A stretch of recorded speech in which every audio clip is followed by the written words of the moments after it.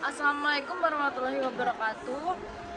Pada kesempatan kali ini kita akan membahas dua konsep penting dalam kajian hukum pidana, yaitu viktimologi dan sistem peradilan pidana. Saya Fahra Virginity Vanessa Sembriana dengan NIM 172. Saya Sheila Marta dengan NIM 528. Saya Bayu Fitrianto dengan NIM 548. Saya akan menjelaskan materi yang pertama, yaitu pengertian viktimologi, yang dimana kata viktimologi berasal dari dua kata, yaitu victim yang berarti korban dan logos yang berarti ilmu atau kajian. Jadi viktimologi adalah ilmu yang mempelajari tentang korban kejahatan, baik dari segi penyebab seseorang menjadi korban, dampak yang ditimbulkan akibat kejahatan, maupun upaya perlindungan dan pemulihan terhadap korban. Secara sederhana, viktimologi berusaha menjawab pertanyaan seperti siapa korban kejahatan itu, mengapa seseorang bisa menjadi korban, dan bagaimana akibat psikologi, sosial, dan ekonominya. Selanjutnya, sejarah dan perkembangan viktimologi. Viktimologi mulai dikenal sekitar tahun 1940-an, diperkenalkan oleh Benjamin Mendelssohn dan Hans von Hentig. Pada awalnya kajian ini bersifat penunjang kriminologi karena fokus utamanya masih pada pelaku kejahatan. Namun kemudian berkembang menjadi bidang yang berdiri sendiri karena semakin disadari bahwa korban memiliki peran penting dalam dinamika kejahatan dan proses hukum. Dalam perkembangannya muncul beberapa aliran viktimologi. Yang pertama, viktimologi tradisional yang mempelajari hubungan antara pelaku dan korban serta bagaimana korban mungkin berperan dalam terjadinya kejahatan. Dan yang kedua, viktimologi modern yang menitik beratkan pada perlindungan hak-hak korban, pemulihan dan keadilan restoratif. Dan adanya juga jenis-jenis korban. Dalam viktimologi, korban dapat diklarifikasi ke dalam beberapa jenis, misalnya korban langsung atau direct victim, yaitu orang yang secara langsung mengalami akibat dari tindak pidana seperti luka, kerugian harta benda, atau trauma. Dan yang kedua, korban tidak langsung atau indirect victim, yaitu keluarga atau pihak lain yang terdampak secara emosional atau ekonomi akibat tindak pidana. Dan yang terakhir, adanya korban kolektif, seperti masyarakat atau kelompok sosial yang dirugikan karena kejahatan, misalnya korupsi atau kejahatan lingkungan. Dan adanya tujuan viktimologi. Viktimologi memiliki beberapa tujuan penting, antara lain memahami sebab-sebab seseorang menjadi korban kejahatan, mengurangi resiko viktimisasi, yaitu resiko seseorang menjadi korban, meningkatkan perlindungan hukum bagi korban, mendorong kebijakan pemulihan korban baik secara material maupun psikologis, meningkatkan kesadaran masyarakat dan aparat penegak hukum agar lebih empatik terhadap korban. Hubungan viktimologi dengan sistem peradilan pidana. Di sini viktimologi berhubungan erat dengan sistem peradilan pidana atau criminal justice system. Sistem peradilan pidana merupakan mekanisme yang digunakan negara untuk menegakkan hukum pidana yang melibatkan beberapa lembaga, yaitu yang pertama adalah kepolisian sebagai penyelidik dan penyidik. Dan yang kedua ada kejaksaan sebagai penuntut umum. Yang ketiga pengadilan sebagai lembaga yang memeriksa dan memutus perkara. Ada juga lembaga pemasyarakatan sebagai pelaksana putusan dan pembinaan narapidana. Seluruh lembaga ini bekerja secara terpadu untuk mencapai tujuan sistem peradilan pidana, yaitu menegakkan hukum, memberikan keadilan, dan menjaga ketertiban sosial. Namun sistem ini seringkali lebih menitik beratkan pada pelaku kejahatan, sementara hak korban sering terabaikan. Disinilah viktimologi berperan sebagai ilmu yang mendorong sistem peradilan untuk lebih memperhatikan korban. dan adanya fungsi sistem peradilan pidana terhadap korban. Dalam konteks viktimologi, sistem peradilan pidana seharusnya memberikan akses bagi korban untuk melapor dan mendapatkan keadilan, memastikan perlindungan terhadap korban dari ancaman atau intimidasi, memberikan hak untuk didengar dan berpartisipasi dalam proses hukum, menyediakan kompensasi atau restitusi atas kerugian yang dialami korban, memberikan rehabilitasi psikologis bagi korban yang mengalami trauma berat. Prinsip-prinsip ini juga tercermin dalam beberapa peraturan di Indonesia seperti Undang-Undang Nomor 31 Tahun 2014 tentang perlindungan saksi dan korban, Peraturan Pemerintah Nomor 7 Tahun 2018 tentang pemberian kompensasi, restitusi dan bantuan kepada saksi dan korban, serta kebijakan restoratif justice yang kini banyak diterapkan oleh kepolisian dan kejaksaan. Dan adanya prinsip restoratif justice atau keadilan restoratif. Keadilan restoratif merupakan pendekatan baru dalam peradilan pidana yang sangat berjalan dengan konsep viktimologi. Dan pendekatan ini penyelesaian perkara tidak hanya berfokus pada menghukum pelaku, tetapi juga memulihkan hubungan antara pelaku, korban, dan masyarakat. Misalnya dalam kasus anak yang berhadapan dengan ABH, proses diversi dilakukan agar orang tidak perlu dipenjara tetapi tetap bertanggung jawab dengan cara meminta maaf, mengganti kerugian, atau melakukan kegiatan sosial.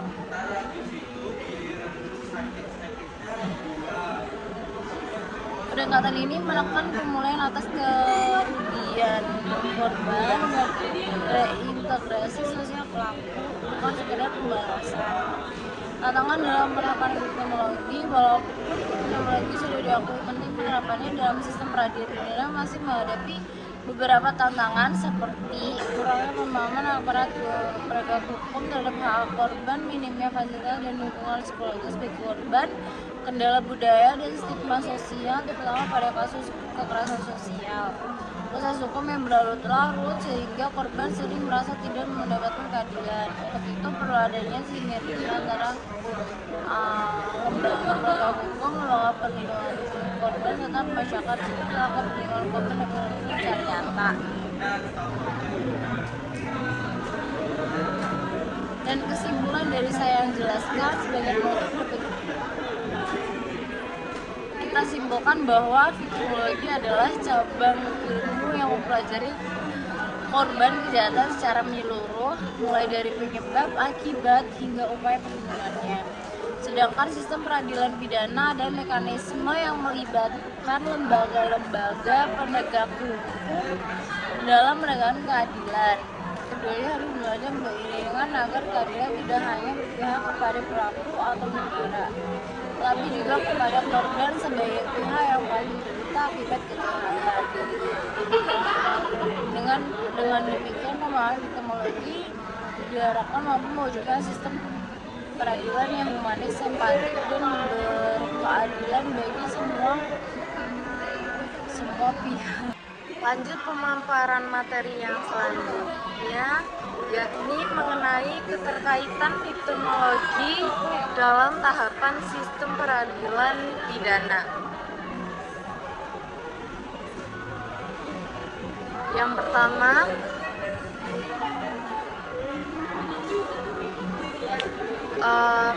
sistem peradilan pidana ini adalah suatu mekanisme atau rangkaian proses yang dilakukan negara untuk menegakkan hukum pidana. Proses ini mencakup beberapa tahapan yang penting, yaitu mulai dari penyelidikan, penyidikan, penuntutan, persidangan, pemidanaan, dan juga tahap pasca pemidanaan. Nah, seringkali kita melihat bahwa sistem hukum lebih fokus pada pelaku kejahatan, bagaimana dia ditangkap, dituntut, diadili, dan juga dihukum. Padahal ada pihak lain yang sama pentingnya, yaitu korban. Disinilah viktimologi masuk sebagai ilmu yang melengkapi sistem peradilan pidana agar tidak hanya berorientasi pada pelaku saja, tetapi juga berorientasi pada korban. Masuk ke tahapan yang pertama, yakni penyelidikan dan penyidikan. Pada tahap ini, aparat penegak hukum mengumpulkan fakta, bukti, dan keterangan untuk menentukan atau ada atau tidaknya tindak pidana.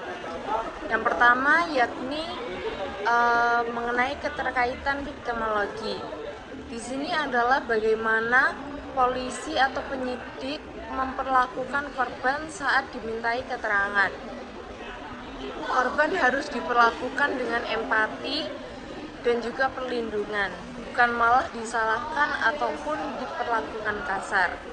Dalam banyaknya kasus, terutama kejahatan seksual, korban seringkali mengalami reviktimisasi, artinya menjadi korban lagi dalam proses hukum, misalnya dengan pertanyaan yang merendahkan atau membuka aib pribadi.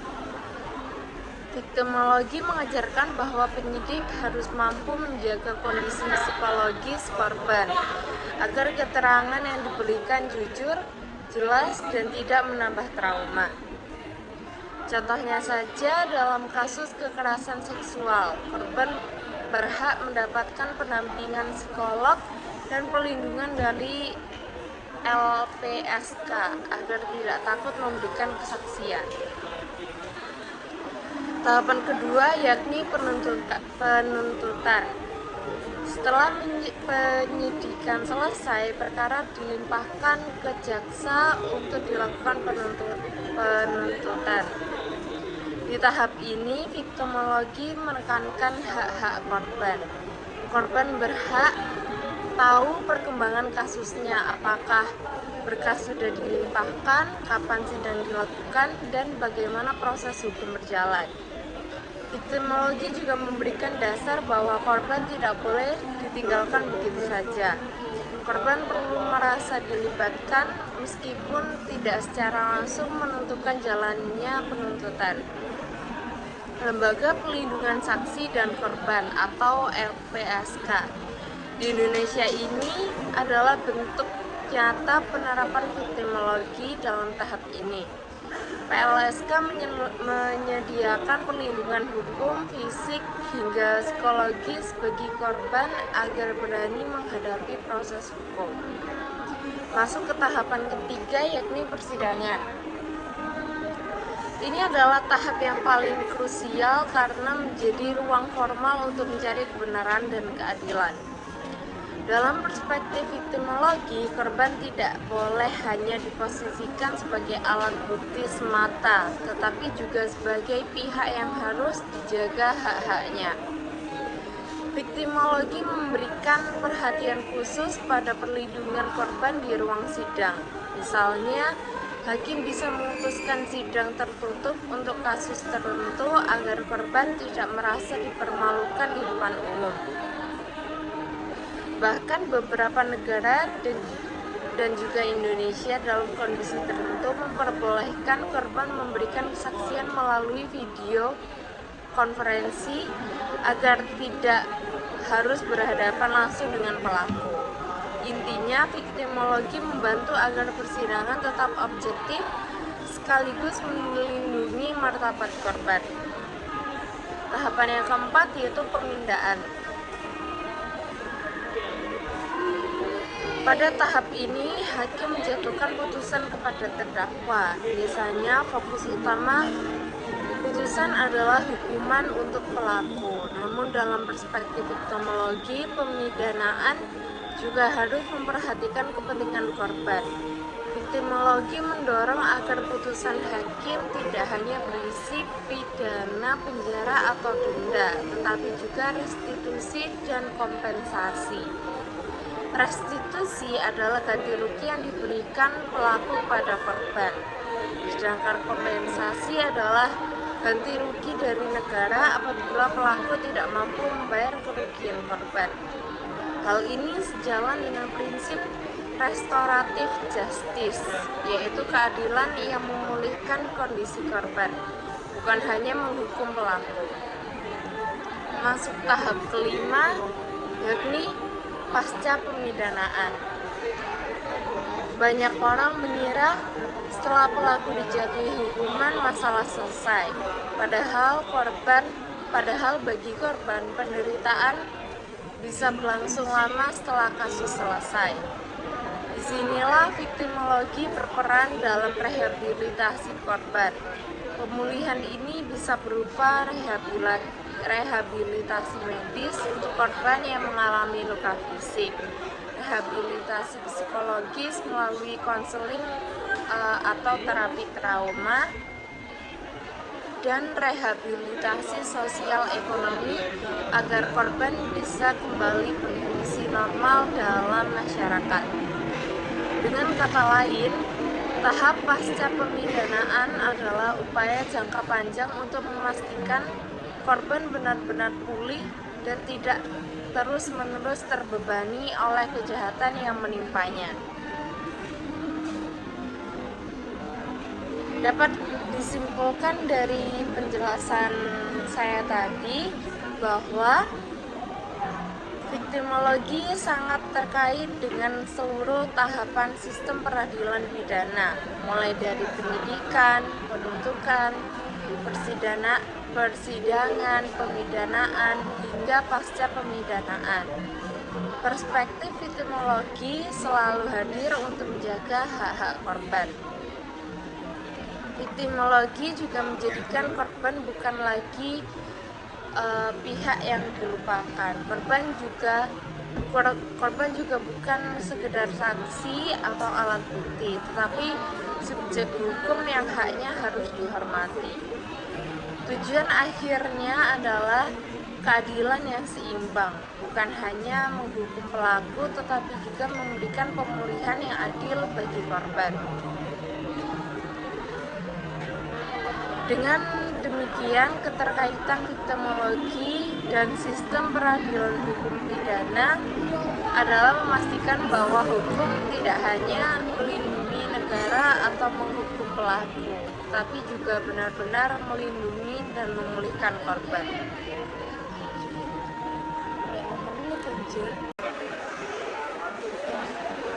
Selanjutnya,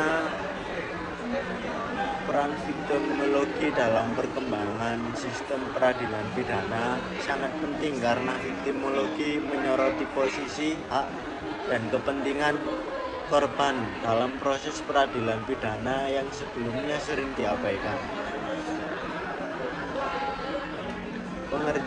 Pengertian viktimologi adalah ilmu yang mempelajari korban kejahatan, meliputi sebab seseorang menjadi korban, hubungan antara korban dan pelaku, serta bagaimana sistem hukum memperlakukan korban dalam proses peradilan. Kondisi sebelum munculnya viktimologi pada masa awal sistem peradilan pidana modern, fokus utama hanya pada pelaku kejahatan yang disebut offender oriented. Bagaimana menemukan, menghukum, dan memperbaiki pelaku. Korban hanya dianggap sebagai saksi yang membantu negara menuntut pelaku, bukan sebagai pihak yang menderita kerugian dan berhak atas keadilan pribadi. Peran viktimologi dalam perkembangan sistem peradilan pidana. Viktimologi berperan besar dalam menggeser paradigma sistem peradilan pidana dari yang semula offender center menjadi lebih victim center. Beberapa perannya antara lain, yang pertama, meningkatkan perlindungan hak korban, yaitu viktimologi mendorong lahirnya aturan perlindungan korban, misalnya hak korban untuk mendapatkan informasi dan partisipasi dalam proses peradilan, hak atas perlindungan fisik dan psikologis dari ancaman atau intimidasi, dan hak untuk memperoleh ganti rugi atau restitusi dan kompensasi. Yang kedua, mendorong kebijakan restoratif justice. Viktimologi memperkuat konsep keadilan restoratif, yaitu penyelesaian perkara yang melibatkan pelaku, korban, dan masyarakat untuk memulihkan keadaan seperti semula, bukan sekedar menghukum pelaku. Contohnya yaitu mediasi penal, diversi pada anak, dan program rekonsiliasi korban antara korban dan pelaku. Yang ketiga, membantu pemahaman penyebab viktimisasi. Melalui kajian viktimologi, sistem hukum dapat memahami mengapa seseorang menjadi korban, faktor sosial, ekonomi, atau psikologis yang meningkatkan risiko viktimisasi, upaya pencegahan kejahatan melalui perlindungan kelompok rentan. Yang keempat, mendorong kebijakan publik yang pro terhadap korban.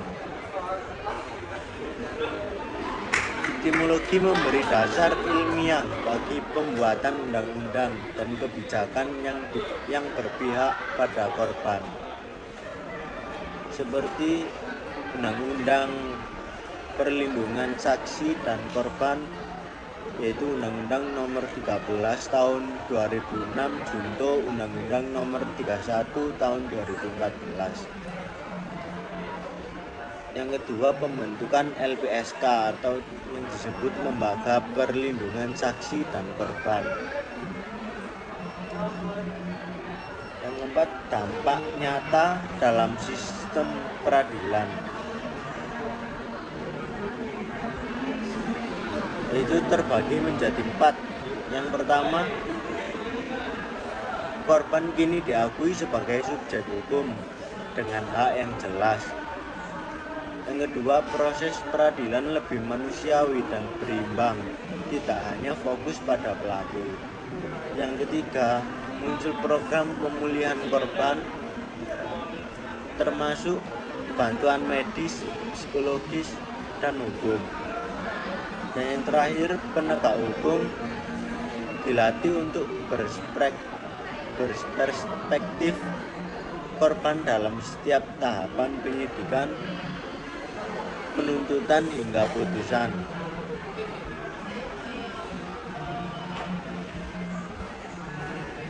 Kesimpulan atas yang saya terangkan barusan, yaitu viktimologi berperan penting dalam mengubah sistem peradilan pidana menjadi lebih berkeadilan dan berorientasi pada pemulihan. Dari yang awalnya berpusat pada pelaku atau retributif, kini sistem perkembangan ke arah yang memperhatikan kepentingan korban, pelaku, dan masyarakat secara seimbang atau restoratif. Contoh penerapan viktimologi di Indonesia dalam sistem peradilan pidana, yaitu yang pertama, kasus kekerasan seksual terhadap perempuan dan anak. Viktimologi sangat berperan dalam kasus kekerasan seksual karena korban sering mengalami trauma ganda, baik dari pelaku maupun dari proses hukum itu sendiri. Penerapannya yaitu terdapat pada Undang-Undang Tindak Pidana Kekerasan Seksual, yaitu Undang-Undang Nomor 12 Tahun 2022, dibuat untuk memberi perlindungan, pemulihan, dan penghormatan hak korban. Korban berhak untuk mendapatkan pendampingan psikologis dan hukum, dan tidak diperlakukan dengan cara yang memperlakukan saat pemeriksaan, mendapat restitusi atau ganti rugi dari pelaku, dan kompensasi dari negara. selanjutnya ada peran dari LPSK, lembaga perlindungan saksi dan korban, berperan dalam memberikan perlindungan identitas dan bantuan medis, psikologis, serta sosial.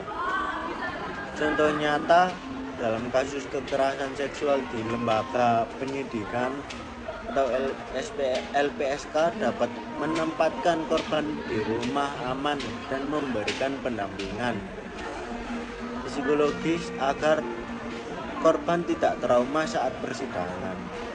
Yang kedua, kasus anak sebagai korban dan atau pelaku. Viktimologi juga tampak dalam Undang-Undang Sistem Peradilan Pidana Anak terdapat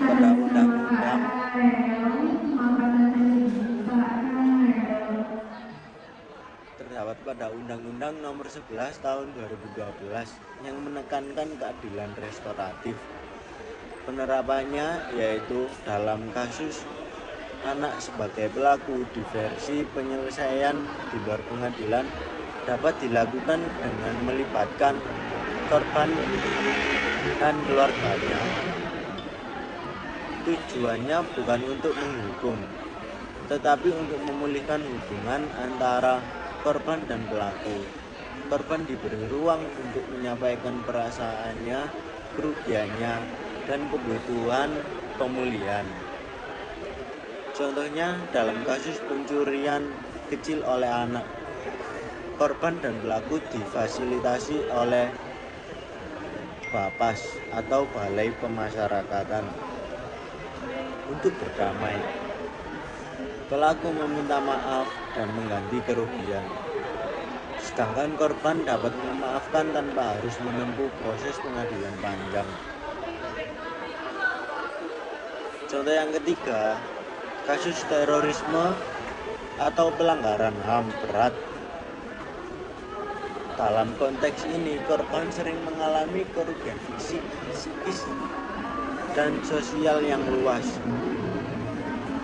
Sebagai penerapannya berdasarkan Undang-Undang Nomor 31 Tahun 2014 tentang perlindungan saksi dan korban, korban tindak pidana terorisme berhak atas kompensasi dari negara karena pelakunya sering tak mampu mengganti kerugian.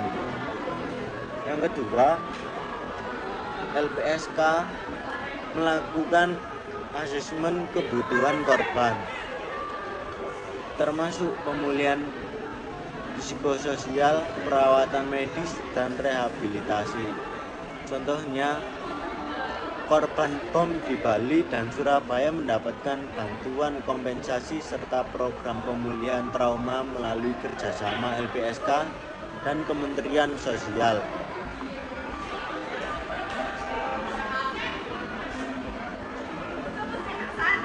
Kesimpulan dari contoh-contoh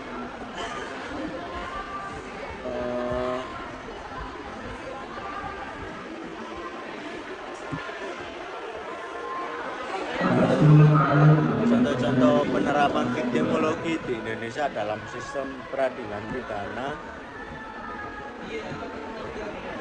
yaitu viktimologi di Indonesia telah berperan nyata dalam membentuk kebijakan hukum yang berpihak pada korban melalui pendekatan perlindungan dan pemulihan.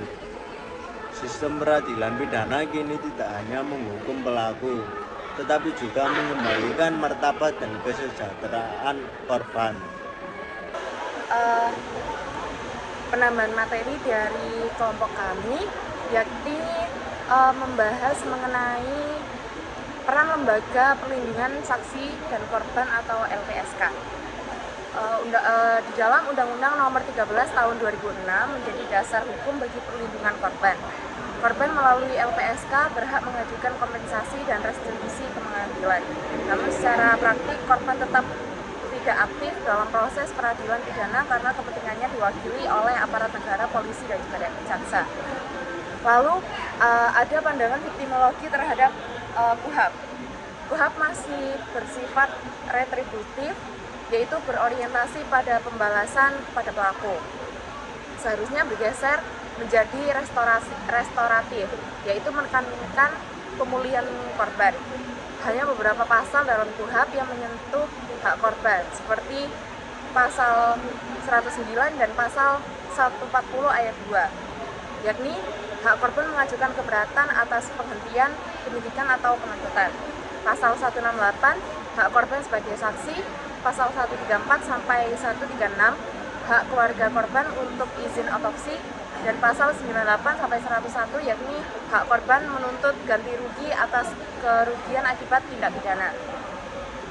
Jadi secara keseluruhan perlindungan korban dalam KUHP sangat terbatas dibandingkan perlindungan bagi tersangka atau terdakwa.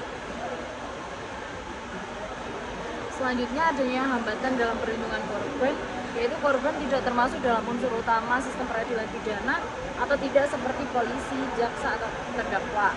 Korban tidak memiliki hak hukum untuk mengajukan banding atau kasasi bila tidak puas dengan putusan pengadilan. Terdapat pandangan pro dan kontra terkait masuknya kepentingan korban ke dalam proses pidana. Pihak yang menolak beralasan hal itu memperumit proses hukum.